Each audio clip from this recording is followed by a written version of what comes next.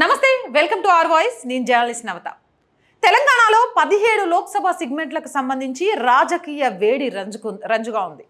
ఏ party అధికారంలోకి రాబోతుంది, ఏ party Lok Sabha ఎన్నికల తర్వాత తుడిచికట్టుకోబోతోంది, ఇది ఇప్పుడు రాష్ట్ర వ్యాప్తంగా జరుగుతున్న చర్చ. అయితే ఇంతకు ముందు లోక్సభ ఎన్నికలకు ఈసారి లోక్సభ ఎన్నికలకు చాలా డిఫరెన్స్ ఉంది. ఎందుకు అనంటే బీఆర్ఎస్ పార్టీ పూర్తిగా నిర్వీర్యం అయిపోయింది. కాంగ్రెస్ వర్సెస్ బీజేపీగా ఈ లోక్సభ ఎన్నికలు జరగనున్నాయి. ఇక కాంగ్రెస్ అధికారంలో ఉంది కాబట్టి అత్యధిక సీట్లను సాధించాలి అనే తపనతో ఉంటే బీజేపీ 12 సీట్లను సాధించి 400 సీట్లతో లోక్సభలో అడుగు పెట్టబోతున్న బీజేపీకి తెలంగాణ నుంచి 12 సీట్లను కానుకగా మోదీకి ఇవ్వాలి అంటూ బీజేపీ నాయకులు సమాయత్తమవుతున్నారు.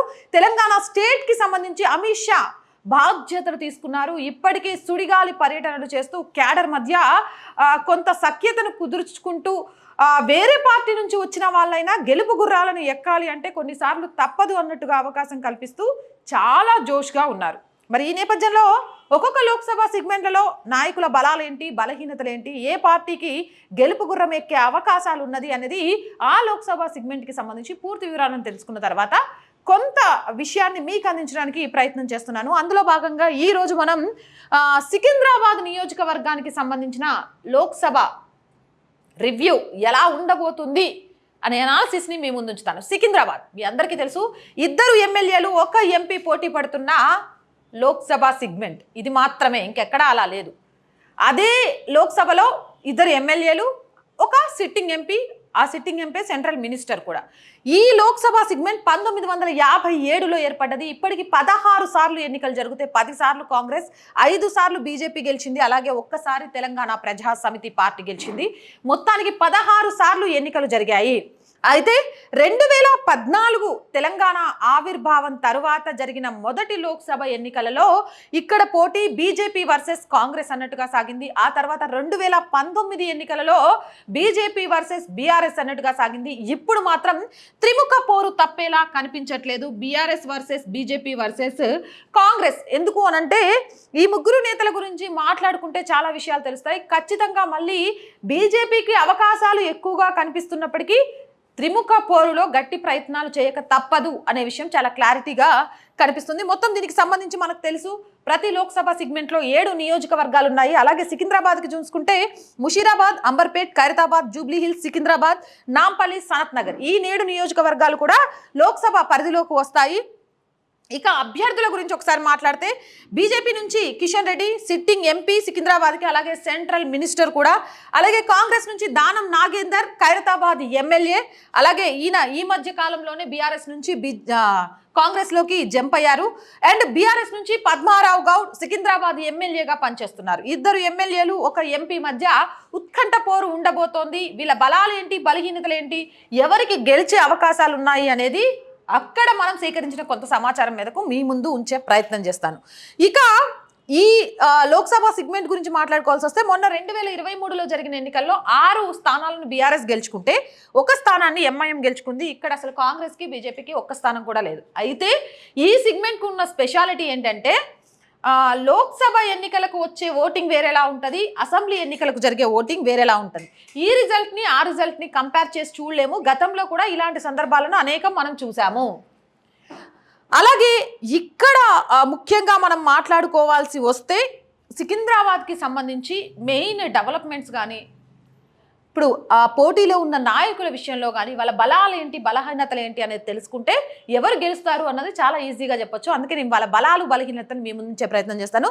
మొట్టమొదటిసారిగా బీజేపీ నుంచి కిషన్ రెడ్డి, బీజేపీ ఎంపీగా సిట్టింగ్ ఎంపీ కిషన్ రెడ్డి. అంతేకాదు ఈయన సెంట్రల్ మినిస్టర్గా కూడా వర్క్ చేస్తున్నారు.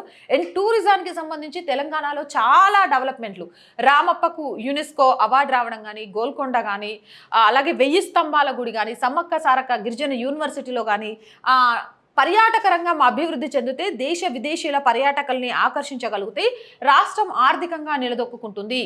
ఈ మధ్య రీసెంట్గా అయోధ్యలో కూడా చూసాము.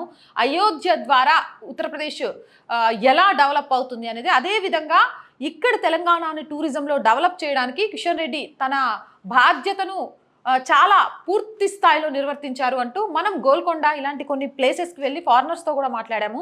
దానికి సంబంధించిన ఒక స్పెషల్ రివ్యూతో మీ ముందుకు వస్తాను నేను. వాళ్ళు చెప్పింది వింటే చాలా క్లియర్గా అర్థమవుతుంది. సరే, ఆ విషయాన్ని పక్కన పెట్టేస్తే కిషన్ రెడ్డికి ఉన్న బలాలు ఏంటి, బలహీనతలు ఏంటి, ఈసారి గెలుపు గుర్రాలు ఎక్కడానికి ఎంతవరకు అవకాశం ఉంది అనేది మాట్లాడుకోవాల్సి వస్తే, first of all Kishan Reddy ఇక్కడ సిట్టింగ్ ఎంపీతో పాటు కేంద్ర మంత్రిగా ఉన్నాడు. నార్మల్గా మన బీఆర్ఎస్ ఇలాకాలో చూసినాం, ఒక ఎమ్మెల్యేగా ఉంటేనే ఫుల్ ఫోర్స్ కొడతారు. అపాయింట్మెంట్ ఇవ్వడానికి కూడా ఇక మస్తు ఫీల్ అయిపోతారు. ఎట్లా అంటే ఇక ఆయన మొత్తం మనల్ని పాలిస్తున్నట్టు, ఆయన రాజు అయినట్టు, చిన్న చితక ఎవరిని కూడా దగ్గరికి రాని, చిన్న చితక కాదు, పార్టీ క్యాడర్కి కార్యకర్తలకే అపాయింట్మెంట్లు ఇవ్వరు. కానీ ఒక సిట్టింగ్ ఎంపీ స్థానంలో ఉండి సెంట్రల్ మినిస్టర్ అయిన కిషన్ రెడ్డి స్థానికంగా ప్రజలకు ఎప్పుడు అందుబాటులో ఉంటాడు, నిత్యం ప్రజలలోనే ఉంటాడు అనే పేరు ఈయనకైతే చాలా ఎక్కువగా ఉంది. అంతేకాదు కేంద్ర మంత్రి అని పట్టించుకోకుండా గల్లీ గల్లీకి తిరుగుతాడు.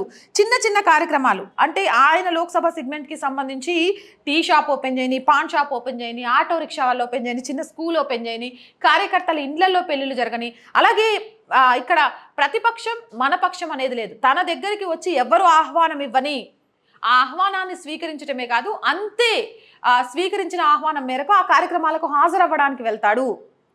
రాష్ట్రం అంతా పక్కన పెట్టండి, మేము మా నాయకుడిని ఎన్నుకుంటున్నామంటే ఆయన మాకు ఎంతవరకు అందుబాటులో ఉంటాడు అనేది చూస్తాం. అట్లా అందుబాటులో ఉండడంలో మాత్రం కిషన్ రెడ్డికి తెలంగాణ స్టేట్లోనే మొట్టమొదటి లోక్సభ అంటే ఒక ఎంపీగా చెప్పొచ్చు ఆయనకున్న పేరు. అది చాలా క్లియర్గా అందరూ ఒప్పుకుంటారు ఈ విషయాన్ని. అండ్ అలాగే ఒక పక్క నుంచి చూస్తున్నాం, దేశవ్యాప్తంగా కూడా లోకల్ ఎవరైనా ఉండనియండి, గల్లీలో ఏ లీడర్ అయినా ఉండనియండి, ఢిల్లీలో మాత్రం మోదీయే ఉండాలి. మోదీ వేవ్ మామూలుగా లేదు. సికింద్రాబాద్ రైల్వే స్టేషన్ని చూస్తే ఆ విషయం చాలా క్లియర్గా చెప్పచ్చు. అలాగే డెవలప్మెంట్స్ విషయంలో తన సెగ్మెంట్ని డెవలప్ చేసుకోవడానికి కేంద్ర మంత్రి కిషన్ రెడ్డి ఏమేం బాధ్యతలు నిర్వర్తించారు, ఎన్నెన్ని ఫండ్స్ తీసుకొచ్చారనే విషయం కూడా చాలా క్లియర్గా మనందరికీ తెలుసు. దీనికి అంతటికీ కారణం ఏంటి అంటే మోదీ ఉచితాల వైపు పరుగులు పెట్టడు, ఉచితాల ఆశలు చూపించి ఓటు బ్యాంకును కావాలి అనుకోడు. మోదీ లక్ష్యం అభివృద్ధి, ఉపాధి కల్పనతో అభివృద్ధితో పాటు డెవలప్మెంట్స్ ద్వారా వచ్చే ఆదాయంతోనే దేశ ఆర్థిక స్థిరత్వాన్ని సంపాదించుకోగలుగుతామే కానీ ఉచితాలతో కాదు అనే విషయం ప్రజల్లోకి చాలా వెళ్ళింది. అటు కరోనా టైంలో కానీ, 5 కేజీల రైస్ విషయంలో కానీ, అలాగే రైతులకు ఇచ్చే పైసల విషయంలో కానీ, వీటన్నిటి విషయంలో కేంద్ర ప్రభుత్వం ఏం చేస్తుంది అనేది కిషన్ రెడ్డి ఈ సికింద్రాబాద్కి సంబంధించిన గల్లీలోకి తీసుకెళ్లడం అనేది మోదీ హవా అనేది కూడా ఇక్కడ పెద్ద బలంగా చెప్పుకోవచ్చు. దీనికంటే కూడా అతి పెద్ద బలం అయోధ్య రామ్లల్లా విగ్రహ ప్రతిష్ట. రామ్లల్లా విగ్రహ ప్రతిష్ట తర్వాత భారతదేశ వ్యాప్తంగా రామరాజ్యం రావాలి అని ప్రతి ఒక్కరూ కోరుకుంటున్నారు. మరి రామరాజ్యం కావాలి అని కోరుకుంటున్నప్పుడు రామరాజ్య స్థాపన కోసం, విగ్రహ ప్రతిష్ట కోసం ప్రయత్నం చేసిన బీజేపీకి పట్టం కట్టాలి అనేది కూడా ప్రతి ఒక్కరిలో చైతన్యాన్ని రేకెత్తించింది. మోదీ వేవు, అయోధ్య రామ్లల్లా విగ్రహ ప్రతిష్ట, అలాగే Secunderabad railway station development, tourism development, గల్లీలో ప్రతి ఒక్కరితోటి అనుసంధానం చేసుకోవడం, చాలా సౌమ్యంగా మాట్లాడగలిగిన వ్యక్తి అనే పేరుండడం, ఇవన్నీ కూడా కిషన్ రెడ్డికి బలాలు. అయితే ఊకో, ఇక బీజేపీ గురించి గొప్పగా చెప్తావు కాబట్టి బలాలు చెప్తున్నావు, దీనికేం బలహీనత లేరా, గట్ల లేకుండా నాయకుడైనా ఉంటాడంటే ఉంది. కిషన్ రెడ్డి బలహీనత ఏంటంటే మాస్ లీడర్ కాదు. ఏం రాబాయ్ ఏం మాట్లాడుతున్నావు అని దానం నాగేందర్ అన్నలాగో, పద్మాగౌడ్ లాగో ఇట్లా కాలర్ షర్ట్లు మడతేసి వెళ్ళే రకం కాదు. మాస్ లీడర్గా పేరు లేకపోయినా అభిమాన నాయకుడిగా, తమకు అందుబాటులో ఉండే నేతగా, సిట్టింగ్ ఎంపీగా సికింద్రాబాద్ ప్రజలలో కిషన్ రెడ్డికి ఒక మంచి పేరుంది. ఇవి అత్యధిక బలాలలో ఒక చిన్న బలహీనత. ఈ చిన్న బలహీనత అనేది అంత పెద్ద బలాన్ని ఢీకొట్టగలుగుతుందా అనేది మీరే ఒకసారి లెక్కలేసుకోవాలి. ఇక రెండవది కాంగ్రెస్ అభ్యర్థి దానం నాగేందర్. ఇక దానం నాగేందర్ ఇప్పుడు అదే సికింద్రాబాద్ లోక్సభ సెగ్మెంట్కి సంబంధించి సిట్టింగ్ ఎమ్మెల్యే. ఈయన మంత్రిగా పనిచేసిన అనుభవం కూడా ఉంది. అలాగే ఇక్కడ కాంగ్రెస్ అధికారంలోనే ఉంది కాబట్టి దానం నాగేందర్ కాంగ్రెస్ నుంచి పోటీ చేస్తున్నాడు కాబట్టి అది తనకు బలంగా ఉండే అవకాశం ఉంది అని చెప్తున్నారు. మంత్రిగా ఉన్న అనుభవం, కాంగ్రెస్ అధికారంలో ఉండడం, సిట్టింగ్ ఎమ్మెల్యే కావడంతో తనకు అది బలము అనుకుంటున్నారు. దానం నాగేందర్కి బలం కంటే ఎక్కువ బలహీనతలే ఉన్నాయి. ఫస్ట్ ఆఫ్ ఆల్ మనం పార్టీ మారి ఇంకో పార్టీలోకి వెళ్ళినప్పుడు ఆ పార్టీలో ఉన్న నాయకులు మనల్ని స్వాగతించాలి. కానీ దానం నాగేందర్ పార్టీలోకి రావడాన్ని కాంగ్రెస్ నాయకులు, కార్యకర్తలే వ్యతిరేకిస్తున్నారు. సో కాంగ్రెస్ నాయకుల నుంచి కార్యకర్తల నుంచి దానం నాగేందర్కి ఎట్టి పరిస్థితిలో సహకారం లభించకపోవచ్చు.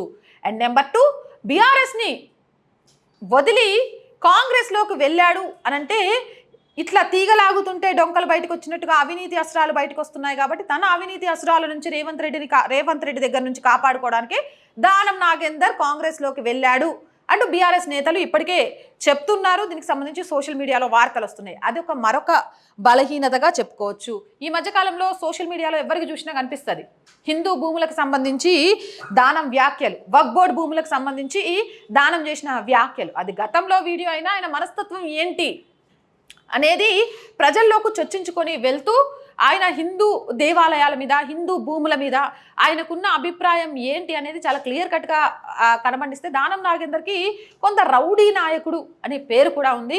కొంత ఏమంటారు దాదాగిరి నాయకుడు అంటూ కూడా సోషల్ మీడియాలో అయితే ఈయన గురించి చెప్తారు.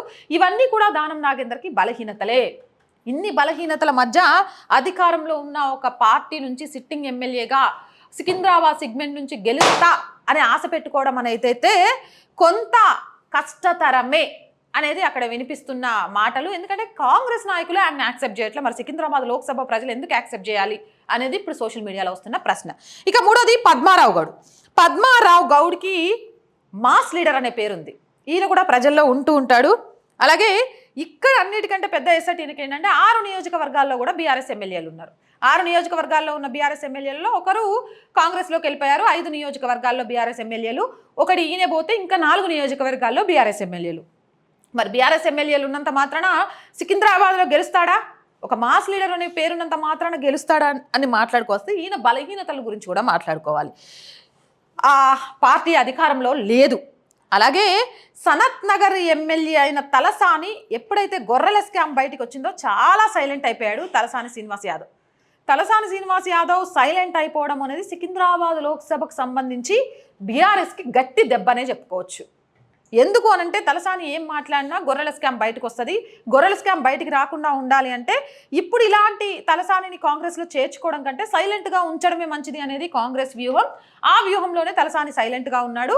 అంటే ఇక్కడ తలసాని సైలెన్సు, అలాగే దానం నాగేందర్ కాంగ్రెస్ నుంచి పోటీ అనేది ఇక్కడ కాంగ్రెస్ బీఆర్ఎస్ పెట్టుకున్న లోపాయకారి ఒప్పందమే. ఇక్కడ కిషన్ రెడ్డిని బీజేపీని దెబ్బ కొట్టడానికి ఈ రెండు పార్టీలు కలిసి పనిచేస్తున్నాయనేది అక్కడ ప్రజల భావన. బీఆర్ఎస్ కోటేసినా కాంగ్రెస్కి వేసినట్టే, కాంగ్రెస్ కోటేసినా బీఆర్ఎస్కి ఓటేసినట్టే. ఇక్కడ ఆ రెండిటి నుంచి తప్పించుకోవాలి, ఆ రెండిటికి అసలు అవకాశం ఇవ్వకూడదు, ఇలాంటి లోపాయకారి ఒప్పందాలకు బలం చేకూర్చకూడదు అంటే ఆ ఓటు బీజేపీ వైపు పడాలి అనేది ప్రజల ఆలోచన. ఢిల్లీ లిక్కర్ స్కామ్కి సంబంధించి మనందరం కూడా మాట్లాడుకోవాల్సిన అవసరం ఉంది. ఎందుకు అనంటే ఢిల్లీ లిక్కర్ స్కామ్కి సంబంధించి చూసినాం, కవిత అరెస్ట్ చేయలేదు, బీజేపీ బీఆర్ఎస్ ఒకటే అనేది అసెంబ్లీ ఎన్నికలకు ముందు ఇదే రేవంత్ రెడ్డి కాంగ్రెస్ నాయకులు తీసుకెళ్ళింది. ఇప్పుడు అక్కడ కవితను అరెస్ట్ చేసిండ్రు, కానీ ఇక్కడ కాళేశ్వరం విషయంలో కానీ, ఫోన్ ట్యాపింగ్ల విషయంలో కానీ, గొర్రెల స్కామ్ల విషయంలో కానీ, లేదా మేడిగడ్డ విషయంలో కానీ, పేపర్ లీకేజ్ విషయంలో కానీ ఒక్క బీఆర్ఎస్ నాయకుడిని కూడా కాంగ్రెస్ ఎందుకు టచ్ చేయట్లేదంటే వీళ్ళిద్దరూ లోపాయకారి ఒప్పందం చేసుకున్నారు. అందుకే ఎన్నికలకు ముందు అటోళ్ళు ఇటు ఇటోళ్ళు అటు పోటీ చేస్తా అన్నోళ్ళు పోటీ నుంచి తప్పుకోవడాలు జరుగుతున్నాయి అనే ఒక భావన సికింద్రాబాద్లో ఉన్న ప్రజల్లో బాగా ఉంది. దాంతో పాటు దానం నాగేందర్ పార్టీ మారి వెళ్ళిన తర్వాత చేసిన వ్యాఖ్యలు కూడా పద్మారావు గౌడ్కి పెద్ద దెబ్బనే చెప్పొచ్చు. ఇక్కడ త్రిముఖ పోరు అనేది చెప్తున్నప్పటికీ బీఆర్ఎస్ అనేది ఖచ్చితంగా 3rd ప్లేస్లో ఉండొచ్చు. బీజేపీ వర్సెస్ కాంగ్రెస్ అనేది పోటాపోటీగా జరిగినప్పటికీ మళ్ళీ అధికారంలోకి రావడానికి సికింద్రాబాద్కి సంబంధించి బీజేపీకి, కిషన్ రెడ్డికి ప్రజల నుంచి మద్దతు భారీ స్థాయిలో ఉంది అనేది అక్కడ ప్రజలు మాట్లాడుతున్న వ్యాఖ్యలు. బీఆర్ఎస్ అనేది లోక్సభ ఎన్నికల తర్వాత కేల్కతం దుకాన్ బంద్, ఆ పార్టీ ఉండకపోవచ్చు. ఇప్పటికే అభ్యర్థులు ఆ పార్టీ నుంచి తప్పుకోవడము, అలాగే చాలామంది అభ్యర్థులు ఒక్క మాట మాట్లాడినా రేవంత్ రెడ్డి ఏ స్కామ్ గురించి బయటికి తీసి వీళ్ళ మీద అభియోగాలు మోపుతాడో ఆ అభియోగాలు అనేవి లోక్సభ ఎన్నికలకు ముందు మంచివి కాదు కాబట్టి సైలెంట్గా ఉండడమే బెటరు అనుకునే ఒక తీరు ఇక్కడ బీఆర్ఎస్ని చాలా దెబ్బ కొడుతోంది. ఇక దానం నాగేందర్కి సంబంధించి హిందూ భూముల గురించి, వక్ఫ్ బోర్డు భూముల గురించి ఆయన చేసిన వ్యాఖ్యలు, సనాతన ధర్మం మీద ఏర్పడిన ఈ దేశంలో అయోధ్య రామ్లల్లా విగ్రహ ప్రతిష్ఠ అంటే వీళ్ళకి పట్టదు. రాముణ్ణి దేవుడు అని చెప్పాలన్నా అది బీజేపీకి ఎక్కడ లాభం అవుతుందో అని ఒప్పుకొని తత్వం. వక్ఫ్ బోర్డు భూముల విషయంలో మాత్రం వీళ్ళు తీసుకునే నిర్ణయం శివరాత్రికి జాగారం ఉంటారా, శివరాత్రికి ఉపవాసం చేస్తారా అనేది పక్కన పెట్టేస్తే ఇఫ్తార్ విందుల పేరుతోటి తప్పు అనను. ఒక నాయకుడు అంటే అన్ని మతాలను అన్ని ధర్మాలను సమానంగా పాటించాలి. కానీ ఇక్కడ ధర్మాలను మతాలను సమానంగా పాటించకపోవడం అనేది కాంగ్రెస్ విషయంలో చాలా బహిర్గతం అవుతుంది. కాబట్టి ఇక్కడ దానం నాగేందర్కి ఆ విషయంలో అస్సలు కలిసి రాదు అనే విషయం చెప్పొచ్చు. ఇక మిగిలింది కిషన్ రెడ్డి. మాస్ లీడర్గా పేరు లేకపోయినా క్లాస్లో ప్రజలకు అందుబాటులో ఉండే ఒక లీడర్గా అయితే పేరుంది. సెంట్రల్ మినిస్టర్ స్థాయిలో ఉండి ఒక మండల అధ్యక్షుడు అయితేనే ఎంత ఫోజులు కొడతారో నాయకులు మనం బీఆర్ఎస్ హయాంలో చూసినాం, ఇప్పుడు కాంగ్రెస్ హయాంలో కూడా చూస్తున్నాం. కానీ పాన్ షాప్ ఓపెనింగ్ నుంచి ఆటో రిక్షా రిబ్బన్ కటింగ్ వరకు కూడా ఎలాంటి భావజాలం లేకుండా వెళ్ళే వ్యక్తిగా కిషన్ రెడ్డికి ప్లస్తో పాటు మోడీ వేవ్ ఏ మాత్రం కూడా తక్కువ లేదు. ఎవరిని అడగని కానీ ఆ మోదీ ఆ పువ్వు గుర్తు కోటేస్తాం. ఇక్కడ అభ్యర్థుల పేర్లు కూడా అవసరం లేదని చెప్పాలి కొన్ని సందర్భాల్లో. అండ్ సికింద్రాబాద్కి especially Secunderabad railway station development అనేది అతి పెద్ద అచీవ్మెంట్గా చెప్పుకోవడానికి చూపించడానికి కూడా ఆస్కారం ఉంది. మరి నేను చెప్పిన అనాలిసిస్ ప్రకారం నెక్స్ట్ లోక్సభ ఎన్నికలలో సికింద్రాబాద్లో ఏ పార్టీ పాగా వేయబోతుంది అనేది కింద కామెంట్ సెక్షన్లో తెలియజేయండి.